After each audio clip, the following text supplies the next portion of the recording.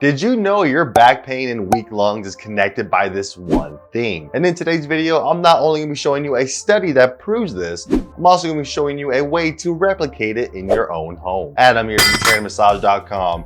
I'm a sports massage therapist and a posture specialist. And that one study I'm talking about was trying to see if your deep fascia line was connected to your lower back pain, which is a problem that affects over 80% of the world's population. Back pain has always been a problem that has remained a mystery to this day. And there's a good reason for that. It's because your back pain can come from so many different things like your muscles, your genetics, your lifestyle, your job, and so much more. But there's one thing that's constantly getting attention and showing a connection to your lower back pain. And that one thing is your fascial system. What used to be thought of as just connective tissue, similar to tendons and ligaments, is now being considered its own organ because of everything it can do for you. And one of the things they can do is actually create tension throughout the body. And the reason why I bring this up is because in this study, these doctors were actually trying to test the fascia and the tension basically in it to see if it affects your lower back pain. And here's what they found. What they did was take 42 people between the ages of 20 to 50 with lower back pain and split them up between two different groups. One group was assigned to the myofascial release and the other one was assigned to a placebo myofascial release. Now what these doctors were looking for was to see if this myofascial release was going to improve any of the symptoms for things like pain, range of motion in the lower back, your chest wall and the mobility of it to see if it can expand more, as well as things like depression, functional disability, and something called kinesiophobia. I think I said that right. Which is basically the fear of moving or anything physical because it might create an injury or pain. Didn't know that. And what they found was, compared to the placebo group, the myofascial group saw a huge decrease in pain levels, a big increase in mobility in the spine, and even an increase in the mobility in the chest wall. But what I find more interesting about any of this is where they perform this myofascial release in the first place to get these results, which is actually the deep front fascia line. Now this deep front fascia line runs from the feet to the head and basically encompasses the entire trunk in a 3D aspect. And inside of this deep front line is two muscles these doctors targeted for the myofascial release, which is the psoas and the diaphragm. Now there's already an established relationship that shows the psoas will shorten with those who have lower back pain. And this makes sense because the muscle does attach to the spine. And the reason why it does this is because it may get tight and extremely active from those who not only have a weak core, but also sit for a longer period of time. Now, when it comes to the diaphragm, we also have these other studies that show patients with lower back pain having an abnormal diaphragm pattern or position. On top of that, it's also been shown that the diaphragm will fatigue faster and have less mobility with those with lower back pain. So the question is, how is all this connected?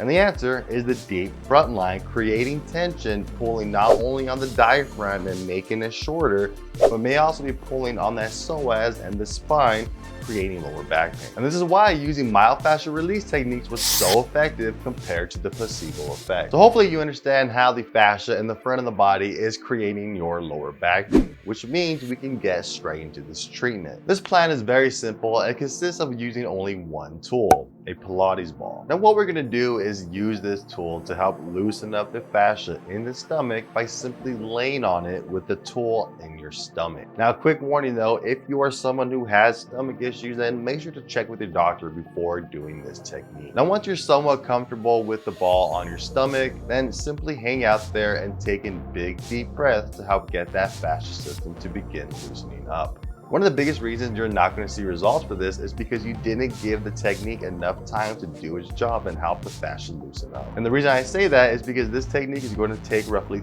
3 to 4 minutes. Make sure you're taking in big deep breaths as you're just hanging out there. Put on some YouTube or something, or go watch some more of my videos. Now from here, roll over to your side and place the ball under your obliques to help elongate the deep tissues even more. This is a great way to get a nice little stretch for the opposite QL muscle as well. Just make sure to hang out on both sides for roughly 2 to 4 minutes. Now once you're done with that stomach region, let's move on up to that diaphragm. And the way we're going to be working this is by working underneath the ribs. Take 1 to 2 hands and place them underneath the rib cage as far as you're comfortable going. Now, once you're in position, go ahead and hold that static pressure there for roughly 1 minute while taking in big, deep breaths. Now from here, begin to gently move the ribs down towards the feet and then up towards the head, moving with the rhythm of the breath. You can even gently pull the ribs up and away from the body just to help them get a little more movement. Make sure to do any of these techniques or both of them for roughly 2 to 4 minutes. Now there is something else I want to address about this study, and that is both groups was also given physical therapy in addition to the myofascial release. Now I do want to bring this up because I do want to point out that both groups got results in this study, meaning the control group who got the sham placebo did get results because they did go through PT. But when that PT was combined with the myofascial release, most of those results were significantly higher. Significantly was way higher. Fuck, I can't talk. So if you want to get those significantly better results on your own, then you need to first hit that like and subscribe button, because I also saw that in the study somewhere. But now that the myofascial release is done, we now have to perform some exercises. So let's get into it. The first muscle you're going to want to train is going to be your core muscles, and we can actually do this using the Pilates ball. Place the ball behind your lower back as you get into the sit-up position. Now from here, lean as far back as you can while keeping your hips on the ground. Now in order to come up, gently push your lower back into the ball to help contract the core, which is then going to help return you back to your starting position. The key here is to think of it like a seesaw, where when you're in the down position, you're going to push your stomach down into the ball, which is then going to bring your upper body up back to the starting position. Perform 40 to 60 reps, taking as many breaks as you need.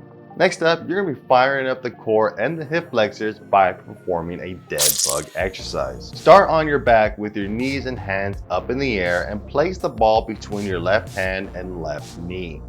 Now from here, hold that pressure between the knees and the hand while your right knee and your right arm move in opposite directions, trying to touch the ground behind you and in front of you. While you are moving, ensure your lower back is remaining glued to the floor and you don't lose pressure on the Pilates ball between your knee and your hand. Return back to your starting position and repeat for 5 to 10 reps before changing sides. You can also perform a cross here by holding the ball between your left hand and right knee for a bigger challenge while moving the opposite arm and legs away.